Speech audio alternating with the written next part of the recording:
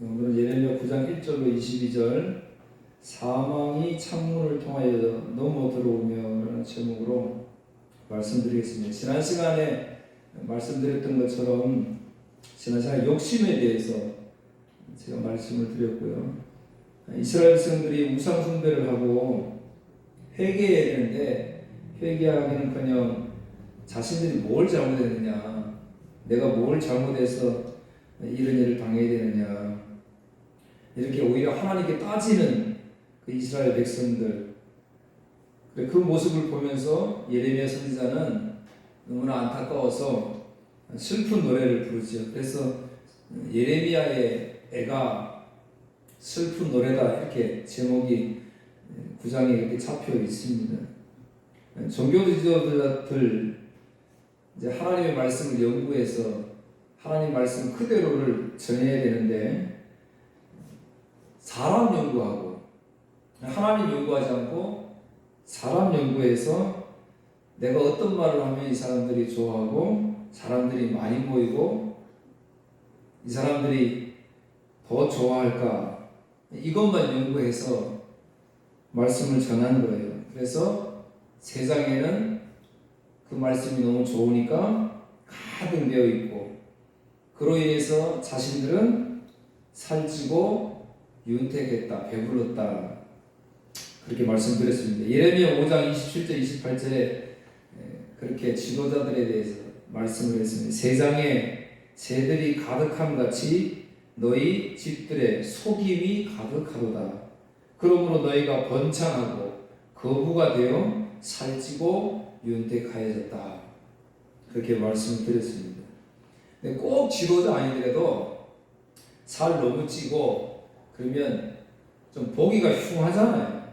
좀 게을러 보이고 그렇게 보이잖아요. 그런데 종교 지도자들이 하나님 말씀 연구해서 하나님 너희들에게 원하시는 것이 무엇인지, 너희들은 어떻게 살아야 되는지 이거 진실되게 가르쳐야 되는데, 이거 가르치면 백성들이 괴롭잖아요. 그렇게 못 살으니까 비전이 없고 소망이 없는 것처럼 보이잖아요.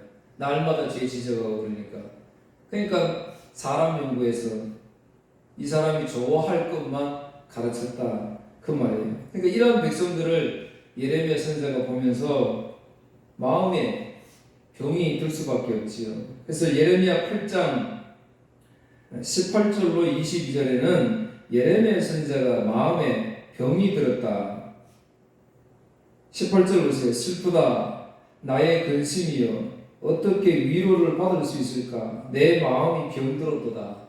예레미야 선지자는 마음이 병들 정도로 이스라엘 백성들을 보면서 지금 탄식할 수밖에 없었다는 것이지요.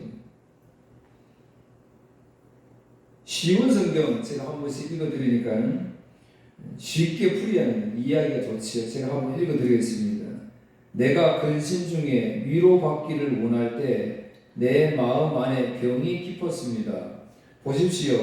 저 백성의 외치는 소리에 귀 기울여 주십시오.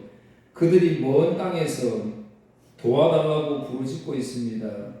여호와께 시온에 계시지 않은가? 시온의 왕이 그 안에 계시지 않은가? 그러니까 성전에 여호와 계시지 않느냐? 하나님 지금 여기 계시지 않느냐? 이스라엘 백성들이 지금 외치고 있다, 이 말이에요. 왜요? 그러나 하나님께서는 어찌하여 백성들이 헛된 다른 나라의 우상들을 예배하여 나를 분노하게 하였느냐? 그러니까 반대예요. 이스라엘 백성들은 왜 이 성전에 하나님 안 계십니까? 기도에도 응답이 없다, 이 말이지요. 상처가 나도 치료를 안 해준다, 그 말이에요. 근데 하나님은 오히려 너희들이 어째 다른 이방의 우상신들을 섬기고 있느냐, 그걸 예배하고 있느냐, 그렇게 반문하셨지요. 그래서 백성은 수수때가 지나고 여름도 끝났지만 우리는 아직 구원받지 못했다라고 말합니다. 제 백성이 아파함으로 저도 아픕니다. 선지자의 마음이, 백성들을 보니까 백성들이 막 지금 부르짖고 있으니까 내 마음도 아픕니다. 제가 슬퍼하고 그들 때문에 놀랍니다. 길앗 땅에 유황이 있지 않습니까? 그곳에 의사가 있지 않습니까? 그런데 제 백성의 상처가 어찌하여 낫지 않습니까? 길리앗 땅에는 유황이 유명한데 그 유황은 치료하는 약재로 이렇게 쓰입니다.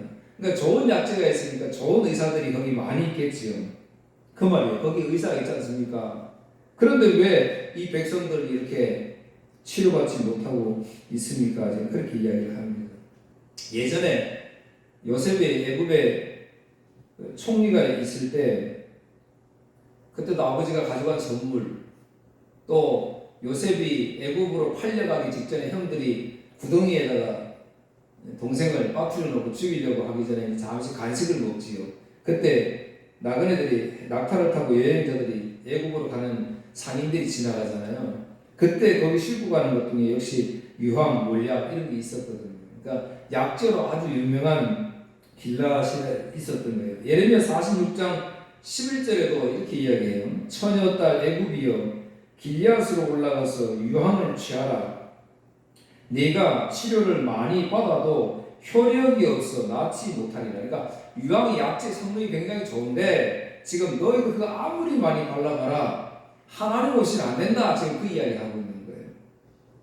출애굽기 15장 26절에 보면 이르시되 너희가 너희 하나님 나 여호와의 말을 들어 순종하고 내가 보기에 의를 행하며 내 계명에 귀를 기울이며 내 모든 규례를 지키면 내가 애굽 사람에게 내린 모든 질병 중 하나 너희에게 내리지 아니하리. 나는 너희를 치료하는 여호와의 민이라 그랬습니다.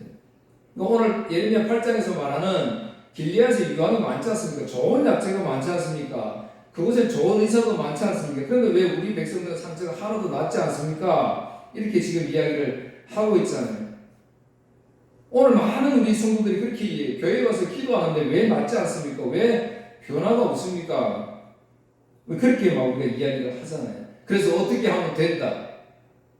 그거는 우상하고 똑같잖아요. 우상, 우리 절에 가거나 산신령한테 가면 다 정치는 사람들 어떻게 하시오? 그러면 잘 될 겁니다. 딱 이렇게 이야기하잖아요. 교회도 똑같아요. 교회를 우방하고 우상신하고 똑같이 섬기고 있으니까 하나님 그러니까 지금 예배 안 받으신다. 성전은 올라오지 마. 이 성전에서 말하는 것은 거짓말이다.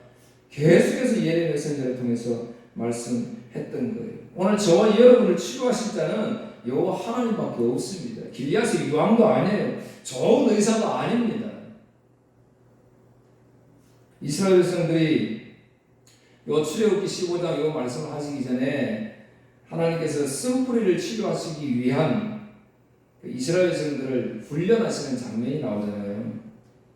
이스라엘 백성들을 출애굽시켜가지고 광야에 거하게 하십니다. 근데 가만히 보면요, 광야라는 것이 미드바르라는 단어를 사용을 하거든요. 근데 하나님의 말씀은 다바르, 하나님의 임재를 상징하는 지성소는 드바르인데요. 이 어근이 전부 다 똑같아요. 그러니까 광야라는 것은 하나님의 말씀을 듣는 곳 이렇게 이해하시면 됩니다. 그러니까 교회는 뭐 하는 것이에요? 하나님의 말씀을 듣는 곳입니다. 그래서 그 하나님의 말씀을 듣고 하나님의 그 말씀이 나의 심장 폐부를 쪼개니까 내 죄악이 드러나니까 회개가 나오는 것이고 그런 존재임을 깨닫고 그런 존재임에도 불구하고 나를 하나님 부르셔서 이렇게 예배 받으시길 원하시니까 하나님의 백성 삼아주셨으니까 뭐예요? 감사가 터져 나오는 거잖아요. 그걸 우리는 뭐라 그래요? 예배라 그러는 겁니다. 그러니까 예배 외에 다른 것은 뭐 존재할 필요가 없는 거예요. 예배의 어떤 프로그램?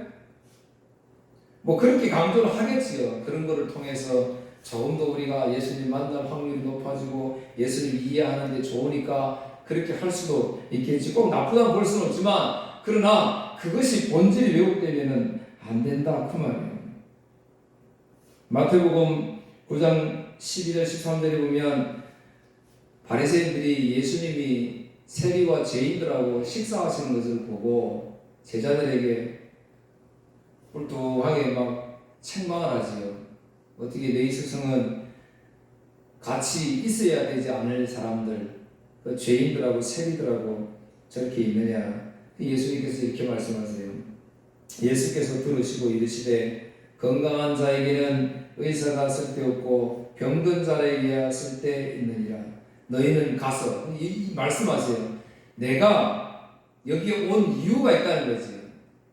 너희들이 다 예수 잘 믿고 있으면 예수님 오실 필요가 없지요. 안 된다는 거잖아요. 안 된다는 거예요. 선악과 사건 이후에 인생들은 내가 아무리 열심히 해도 뭐 1,000번째를 드려도 그것도 웃기지만은 뭐 40일 금식 기도를 해도 하나님 그걸 가지고는 안 된다고 이미 성경을 통해서 말씀을 하셨어요. 그러면서 이야기해요. 내가 긍휼을 원하고 제사를 원하지 아니하노라 하시듯이 무엇인지 배우라. 나는 진정한 뜻을 배워야 되는데 나는 의인을 부르러 온 것이 아니라 죄인을 부르러 왔노라 하시니라.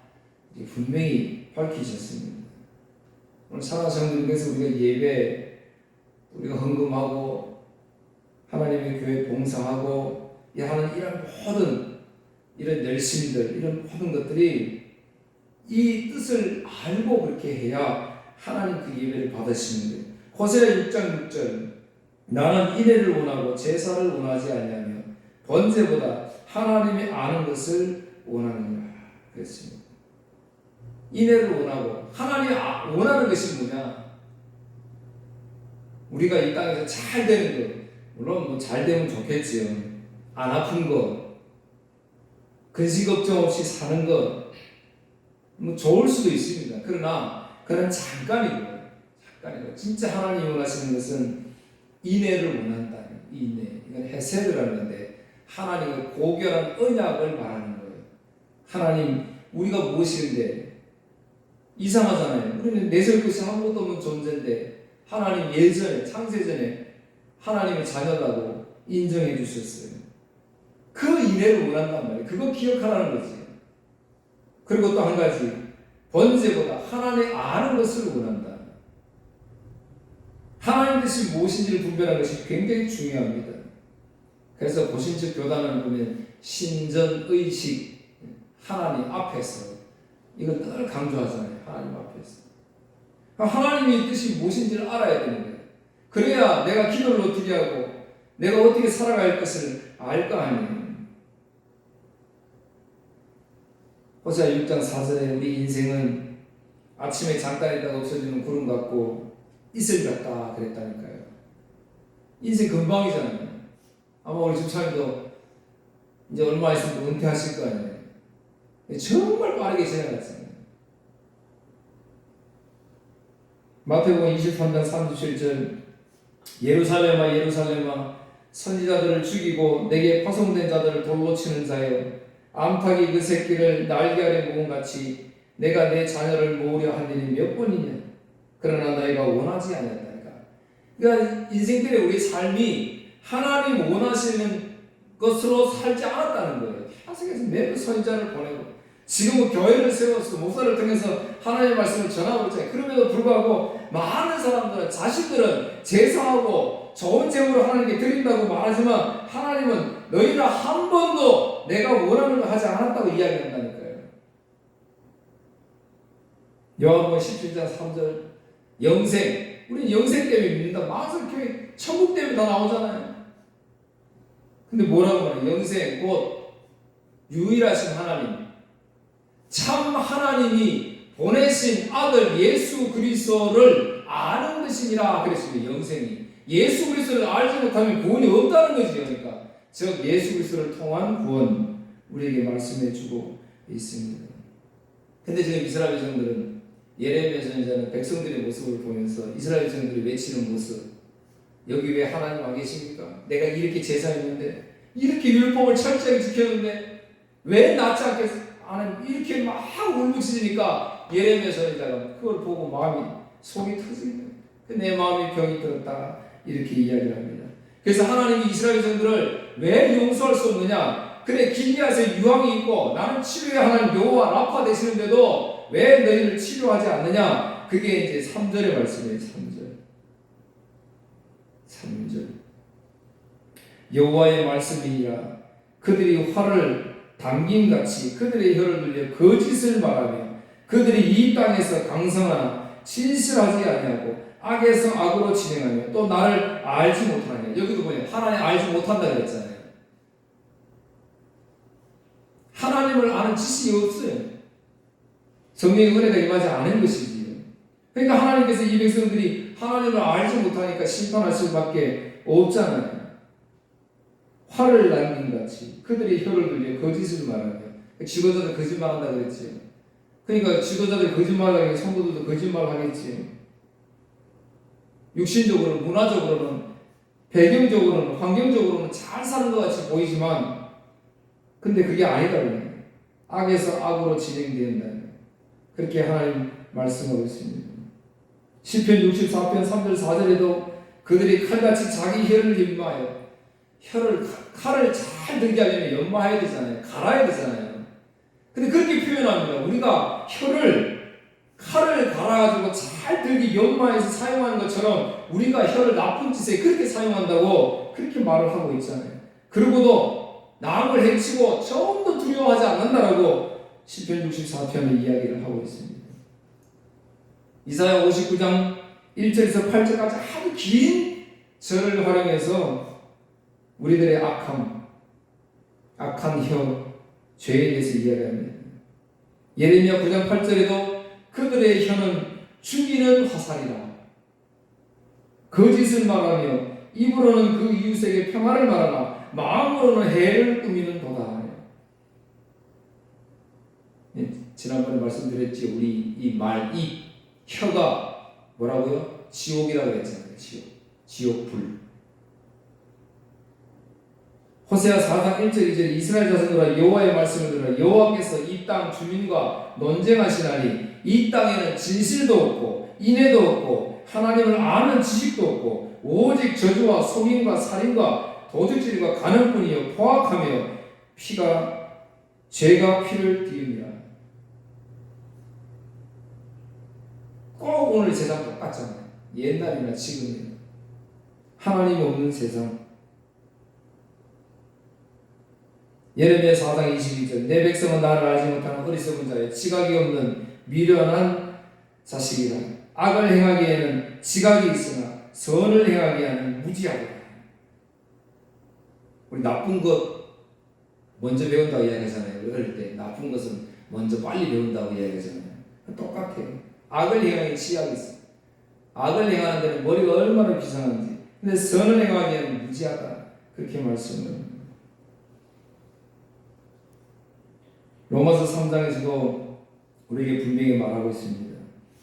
우리는 나아냐 결코 아니라 유대인이나 헬라인이나 다 죄 아래에 있다고 우리가 이미 선포하였느니라. 기록된 바 의인은 없나니 하나도 없다. 이 세상에 의인은 없어요. 의인이 있다면 예수 그리스도를 마음에 모시고 있는 자, 그러면 의롭다라고 예수님이 인정해 주신다는 사실입니다. 제가 지금 말씀드린 것처럼 이 세상은 이렇게 소망이 없는 세상이에요. 이 세상을 이제 오늘 본문 9장 4절 6절에서 이 세상의 모습을 설명해 주고 있습니다. 자, 4절에서 6절 보세요. 너희는 각기 이웃을 조심하여 어떤 형제든지 믿지 말라. 형제마다 완전히 속이며 이웃마다 다니며 비방함이니라. 여러분 이웃 사촌이잖아요. 그런데 뭐라 그래요? 이웃을 믿지 말라, 조심하라. 형제도 믿지 말라 그러잖아요. 오늘날 우리 세상이 그렇잖아요. 아무도 믿지 말라 그러잖아요.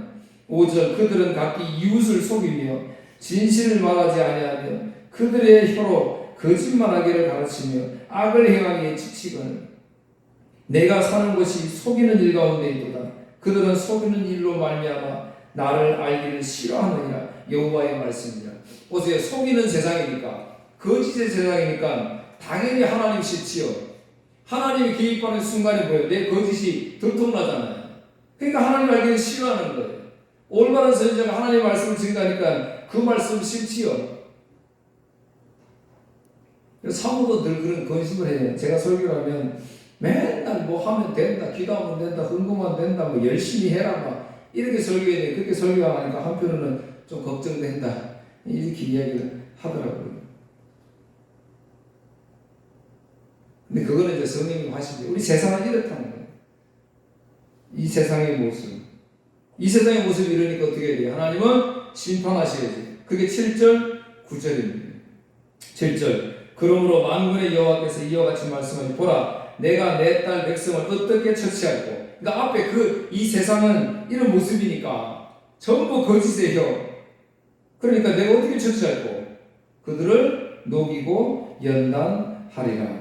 8절 그들의 혀는 죽이는 화살이라. 거짓을 말하며 입으로는 그 이웃에게 평안을 말하며 마음으로는 해를 꾸미는도다. 그러니까 이제 심판할 수밖에 없다. 이렇게 말씀을 하셨어요. 그런데 예레미야 선지자가 이 악한 이 세상의 모습을 보고 하나님이 악한 이 세상을 심판하시는 그 모습을 예레미야 선지자가 보면서 깜짝 놀라는 거예요. 그게 10절 11절인데요. 10절 보세요. 내가 산들을 위하여 울부짖으며 광야 목장을 위하여 슬퍼하나니 이는 그것들이 불에 탔으므로 지나가는 자가 없으며 거기서 가축의 소리들이 그러니까 다 불타버렸다는 이게 다 불탔다는 건 뭘 말하는 거죠? 마지막 심판 때를 말하잖아요. 그러니까 예레미야 선지자가 그걸 본 거예요. 마지막 심판 때에 이 세상은 다 불타가지고 없어진대. 가축도 없어진다 그러잖아요. 우는 소리 들리지 않는다. 그걸 본 거예요. 마치 베드로가 베드로후서 3장 7절에 보면 이 이야기를 하거든요. 이제 하늘과 땅은 그 동일한 말씀으로 불사르기 위하여 보호하신 바 되어 경건하지 아니한 사람들의 심판과 멸망의 날까지 보존하여 두신 것이라. 그러니까 심판의 날은 분명히 하나님이 불로 심판하신다는 거죠. 예레미야서 이걸 본 거예요. 너희들 지금 회개하지 않는 그 삶을 사는 이 세상을 내가 보니까 이렇게 멸망의 심판을 받을 수밖에 없다. 이걸 지금 딱 본 거예요. 그러니까 예레미야서 이제 마음이 슬픔으로, 마음이 병들 정도로 아파할 수밖에 없지요. 오늘 사랑하는 성도 여러분, 저와 여러분들의 눈에 이게 보입니까? 심판이 보입니까? 이 악한 시대를 보면서 하나님의 이 말씀대로 이 세상은 분명히 이렇게 심판을 받는다는 게 보입니까? 안 보이지요, 이게. 이게 안 보이니까 내 마음은 평안한 거예요. 그런데 이게 내 눈에 보이는 순간, 하나님이 이걸 보이게 하는 순간 우리는 견딜 수가 없죠. 왜? 내 사랑하는 사람, 내 이웃, 내 지금까지 만나왔던 모든 사람들이 이 심판에서 다 사라지고 없어질 것인데 얼마나 괴롭냐면, 얼마 전에 제가 부산에 우리 몇 분이 계시는데 교회 안 다니세요. 교회 안 다니시는데 저를 얼마나 잘해주시는지 너무 고맙고 감사해요. 한 번씩 놀러 오시라.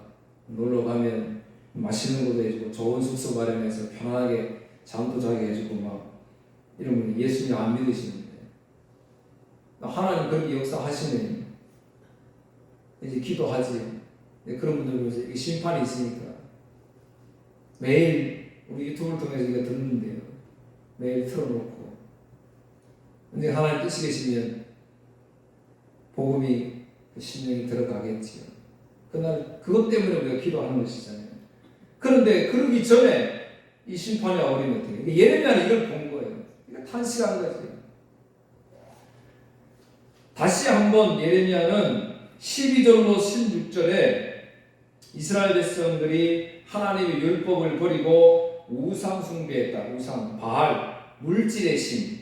오늘 지금 막 이 문화에 이런 물질, 돈, 지금 이런 세상이 됐잖아요.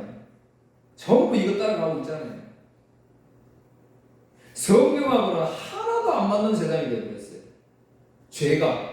죄의 문제는 성경으로 들이대지 않으면 분별할 수 없는 세상이 되었단 말이에요. 남자끼리 결혼을 하고 여자끼리 결혼을 하고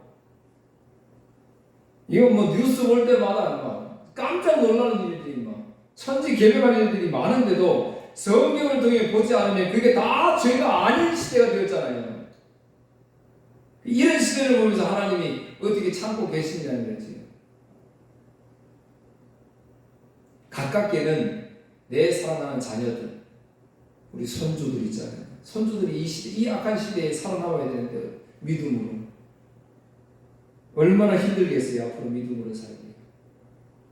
물론 제가 아까 말씀드린 대로 교회가 타락해서 지도자들이 타락해서 그렇게 거짓을 가르치면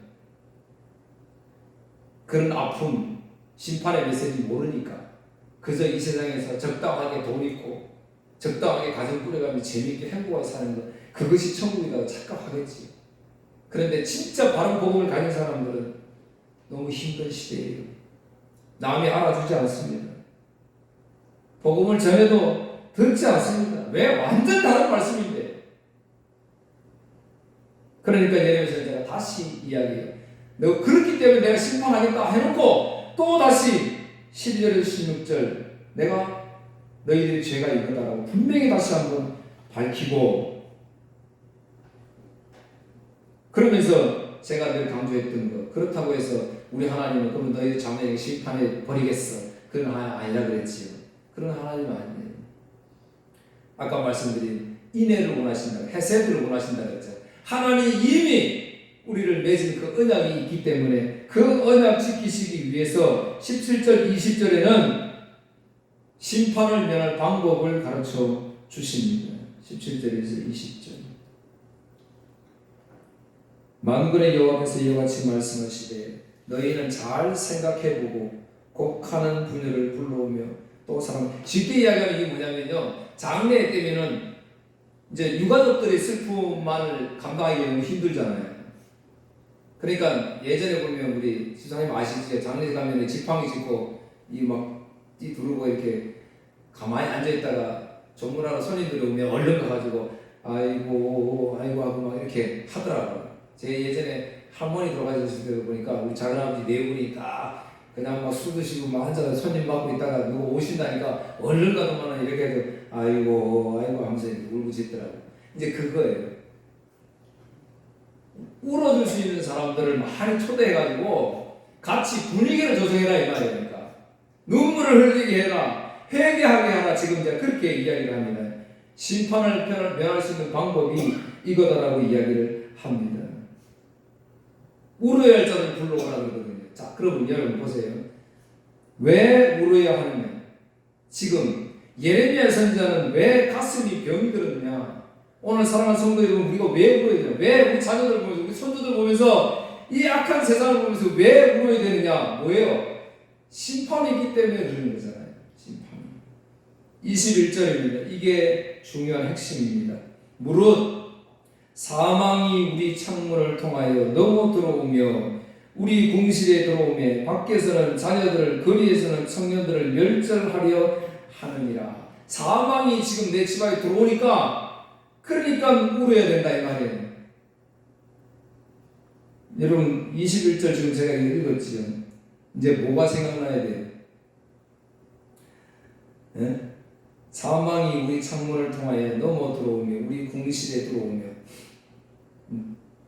그럼 이제 여러분 딱 생각나는 게, 이 바른 복음을 이제 배웠으면 딱 생각나는 게 6월절이 생각이 나야 돼요.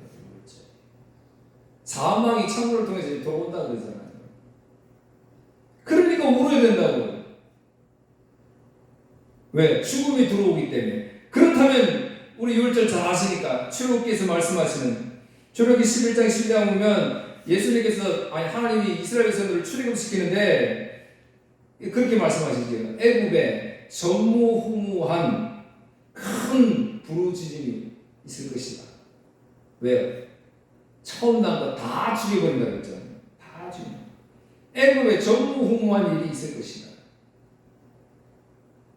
특별한 방법, 하나님만이 하시는 방법, 이스라엘 백성들과 애굽 사람들, 즉 이제 예수님 믿으려고 하는 사람과 그렇지 않은 사람과 구별할 수 있는 방법을 딱 하나님이 그렇게 만들어버려요. 아니 기적이지.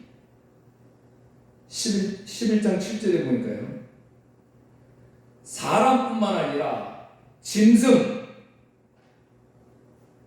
개 한 마리도 혀를 움직이지 않고 이스라엘 백성들과 애굽 사람들을 구별하셨다. 사랑하는 성도 여러분, 우리가 괜히 교회 온 게 아니에요. 하나님이 이렇게 구별하셨기 때문에 가능한 거예요. 내가 죄인임에도 불구하고 오늘 구원받은 백성 된 것은 하나님의 놀라운 은혜인 거예요. 큰 기적이에요. 여러분, 출애굽하는 밤 사이 어떻게 그 애굽에 있는 수많은 개, 짐승들이 울음소리 하나 안 났다 그러잖아요. 이 가능한 일이에요. 개 한 마리가 몽 짖을 거 아니에요. 근데 그 시간에는 하나도 짖지 않았다는 거예요. 그리고 12장에 와서 이제 6월절을 지켜라. 어린 양을 잡아서 먹고 그 피를 문설주에 발라. 창문틀에 다 발라. 그러면 넘어갈 것이다. 출애굽기 12장 13절. 내가 애굽 땅을 칠 때에 그 피가 너희가 사는 집에 있어서 너희를 위하여 표적이 될지라. 우리는요, 말마다 인생에 경험되어지는 거 표적을 달라고 그러잖아요. 말마다. 눈에 보이는 거 달라고 맨날 그러잖아요. 근데 하나님 그렇지 않았어요. 너희를 표적은 문설주에 어린 양 피 발라라. 내가 피를 볼 때에 너희를 넘어가리니 재앙이 너에게 내려 멸하지 아니하리라. 할렐루야. 사망이 창문을 통해 들어오는데 그런데 거기에 표적이 있다. 표시를 해라. 어린 양의 피를 발라라. 그 어린 양 우리 다 아시잖아요. 요한복음 1장 29절 세례 요한이 나아가시는 예수님을 보고 보라 세상 죄를 지고 가는 하나님의 어린 양이로다. 어린 양이죠. 그 피 발라. 오늘 그래서 우리 예수님 사망이 아무리 지금 들어온다 할지라도 제가 지금 말씀드린 우리 성경에서 말씀하는 이 세상은 요지경인데 그럼에도 불구하고 오늘 저와 여러분 구원받을 수 있는 이유는 뭐예요? 예수 그리스도를 지금 모시고 있잖아요. 고린도전서 5장 7절 너희는 누룩 없는 자인데 새 덩어리가 되기 위하여 묵은 누룩을 내버리라. 우리의 유월절 양 곧 그리스도께서 희생되셨느니라. 그렇게 우리에게 말씀해 주죠. 그래서 오늘 예수로 살고 예수로 죽고 예수님 찬양하고 예수님에 감사하고 그래서 그 예수님 복음 전하고 그 예수님 외에 잘할 것이 없는 거예요. 그게 교회인 것이에요. 또 한 주간 동안 이 예수 그리스도 없어질 이 세상 아직도 깨닫지 못하는 저 불구덩이에 있는 우리 사랑하는 이웃들을 향해서 이 어린 양 되신 예수 그리스도를 증거하시고 속히 그들도 예수 그리스도로 통하여 사망의 두려움 없이 구원받는 놀라운 일이 있기를 주의 이름으로 축복합니다. 기도합니다. 하나님 아버지 감사합니다. 사망이 창문으로 들어오고 두렵고 떨림으로 심판받아 없어질 이 세상에 살아가는 존재이지만 그러나 하나님 아버지 우리를 구원하셔서 예수 그리스도의 어린 양 되신 예수 그리스도의 피를 바름으로 말미암아 넘어가서 심판에서 해방받아 자유받아 이제 하나님 백성 되어 이렇게 마음껏 주를 찬양하며 감사할 수 있는 시간 기회 주신 것 감사합니다. 이제 하나님 베풀어 주신 이 은혜 이제 나누고 섬기며 살게 하시고 선하며 사는 복된 성도들 되게 하여 주옵소서. 예수님 이름으로 기도하옵나이다. 아멘.